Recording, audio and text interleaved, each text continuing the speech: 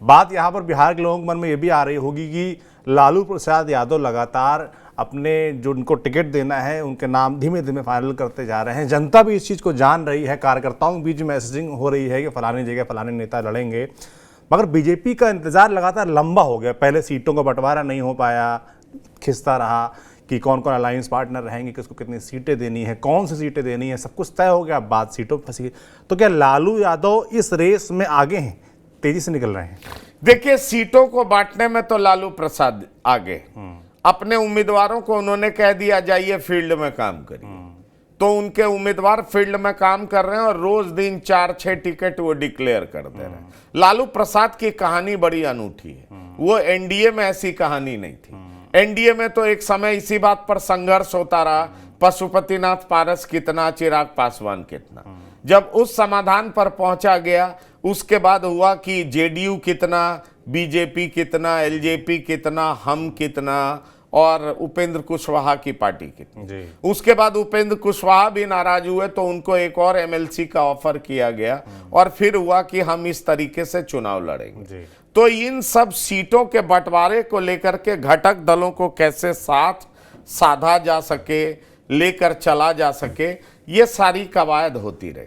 लेकिन जहां तक महागठबंधन का सवाल है, महागठबंधन के बीच में अभी तक यह फॉर्मूला तो तय हो नहीं पाया है कि आरजेडी कितने पे लड़ेगी, कांग्रेस कितने पे लड़ेगा और उसके समर्थक दल कितने पे लड़ेगा। एक मैंने ट्वीट भी देखा किसी का था जिसमें लिखा था कि कांग्रेस और आरजेडी के बीच अभी सीटों के बंटवारे पर बात नहीं बन पाई है, गठबंधन टूट भी सकता है। क्या ऐसी भी कोई संभावना है? देखिए, मुझे नहीं लगता कांग्रेस आरजेडी के बगैर वहां चुनाव लड़ने जा रही है और आरजेडी कांग्रेस के बगैर चुनाव लड़ने जा रही है। दोनों को एक दूसरे की जरूरत है।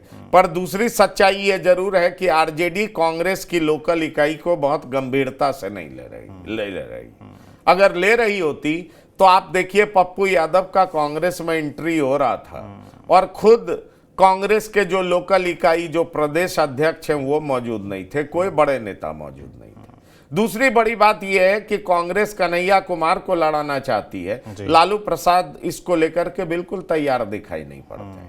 और यह भी सच बात है कि कांग्रेस कभी भी लालू प्रसाद को छोड़ना नहीं चाहेगी और लालू प्रसाद जो कहेंगे कांग्रेस के बड़े नेता उस बात को बिल्कुल एक्सेप्ट कर लेंगे। इसलिए वहां की लोकल इकाई लड़ तो रही है कि हमें 10 सीट दीजिए, 9 सीट दीजिए, 12 सीट दीजिए, लेकिन कांग्रेस 6 या मैक्सिमम 7, उससे ज्यादा देती हुई दिखाई नहीं पड़ रही। इसलिए कांग्रेस को लेकर के जहां तक लालू प्रसाद का अप्रोच है तो बहुत साफ दिखाई पड़ रहा है। वो ये दिखाई पड़ रहा है कि बिना कांग्रेस से कंसल्ट किए हुए वो टिकट बांट दे रहा है। पर बीजेपी में तो यह संभव नहीं है, एनडीए में संभव नहीं है। यहां पर नीतीश कुमार भी इंपॉर्टेंट घटक दल है। चिराग पासवान ने भी जिस तरीके से बगावत का सुर तब तक अपनाए रखा था जब तक उनको क्लियर नहीं कर दिया गया कि आपको ये 5 सीटें दी जा रही। तो अब सवाल उठता है कि बीजेपी क्यों नहीं तय कर पा रही है, और जिसकी संभावना है कि आज से कल तक कर लेगी, क्योंकि आज कोर कमेटी की बैठक है, संसदीय समिति की बैठक है, सम्राट चौधरी वगैरह तमाम लोग दिल्ली में आपको दिखेंगे। उसकी बड़ी वजह यह है कि कई सीटों पर पेच फंसा हुआ है और कई सीटों पर निर्णय लिया जाना बहुत जरूरी है और निर्णय लेने के लिए उसमें प्रधानमंत्री का इंटरफेरेंस भी बहुत जरूरी है कि प्रधानमंत्री उस सीट को लेकर के क्या सोचते हैं और क्या फैसला करते हैं। साथ ही साथ मैं आपको यह बताना चाहूंगा कि एक नया सीट एलजेपी कोटे से जो बीजेपी ने लिया है वो है नवादा। नवादा में कौन चुनाव लड़ेगा, यह भी एक बड़ा सवाल है, क्योंकि नवादा में एक नाम विवेक ठाकुर का चलता है जो कि राज्यसभा के सदस्य हैं, तो उनका चल रहा है और उनके परिवार की नजदीकी भी प्रधानमंत्री मोदी से बहुत ज्यादा है। अगर आप विवेक ठाकुर के पिता की बात करें तो विवेक ठाकुर के पिता बहुत बड़े डॉक्टर थे, CP Thakur. Doctor CP Thakur सांसद भी रहे, मंत्री भी रहे। डॉक्टर सीपी ठाकुर भी नरेंद्र मोदी का नाम तब लेते थे जब बिहार बीजेपी में गिने चुने लोग हिम्मत किया करते थे कि नरेंद्र मोदी को नेतृत्व सौंपने की बात किया गया। और उस समय वो प्रदेश अध्यक्ष रहते हुए उन्होंने साफ कहा था कि वो हमारे नेता हैं, वो बिहार आए, उनका स्वागत। तो समझिए कि राजनीति में पे बैक भी किया जाता है। अभी भी सीपी ठाकुर इतने उम्र दराज हो चुके हैं, लेकिन उनको बीजेपी किसी ना किसी तरीके से पुरस्कृत करते रहती है। अब उनके बेटे भी बीजेपी में एक्टिव हैं, राज्यसभा सांसद हैं, उनके नाम की चर्चा बहुत जोरों पर है कि वो नवादा से लड़ेंगे, लेकिन कुछ और नाम है जिसकी चर्चा बहुत जोरों पर है जी। एक नाम सूरजभान सिंह का भी है, सूरजभान सिंह के परिवार का, क्योंकि सिटिंग सांसद तो वहां से चंदन सिंह है, और सूरजभान सिंह अगर इसमें शामिल हो जाते हैं तो बीजेपी ये मान रही है कि भाई पशुपतिनाथ पारस की रीढ़ ही खत्म हो जाएगी, पशुपतिनाथ पारस एनडीए का विरोध नहीं कर पाए, और सूरजभान सिंह के परिवार का कोई यहां से चुनाव लड़ता है तो एक भूमियारों में मैसेज भी चला जाएगा, पशुपतिनाथ पारस की मेन शक्ति को, ताकत को अपने तरफ खींच लिया जाएगा और वो बीजेपी के सिंबल पर चुनाव लड़ेगा। वैसे वर्तमान में सूरजभान सिंह के भाई चंदन सिंह वहां से सांसद हैं, वो संयुक्त लोजपा के टिकट पर चुनाव लड़े थे जी। लेकिन अब तो संयुक्त लोजपा दो भागों में विभक्त है। वो पशुपतिनाथ पारस के गुट में चले गए थे, पशुपतिनाथ पारस को कोई सीट तो दी नहीं गई है, नवादा बीजेपी के कोटे में आ गई है।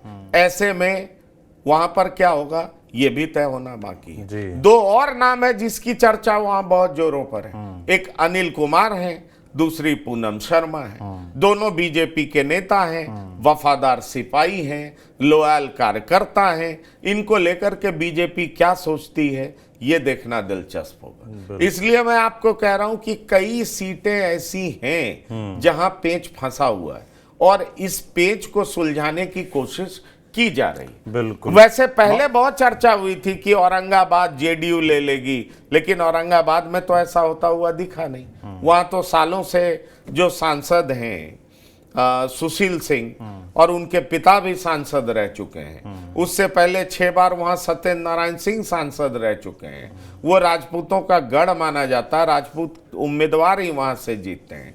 तो बीजेपी अपना सिटिंग सीट किसी और को क्यों देती? तो औरंगाबाद को लेकर के कोई सवाल नहीं है, लेकिन सवाल नवादा को लेकर के है, सवाल बक्सर को लेकर के है, सवाल मोतिहारी को लेकर के है, और मैंने आपको कहा कि सवाल पटना साहिब को भी लेकर के। पटना साहिब भले ही बीजेपी के लिए सेफेस्ट सीट मानी जाती है, लेकिन उम्मीदवारी को लेकर के तो है कि कौन वहां से उम्मीदवार होगा, क्योंकि ऋतुराज सिन्हा का भी कद बीजेपी में काफी ज्यादा बढ़ा है जी।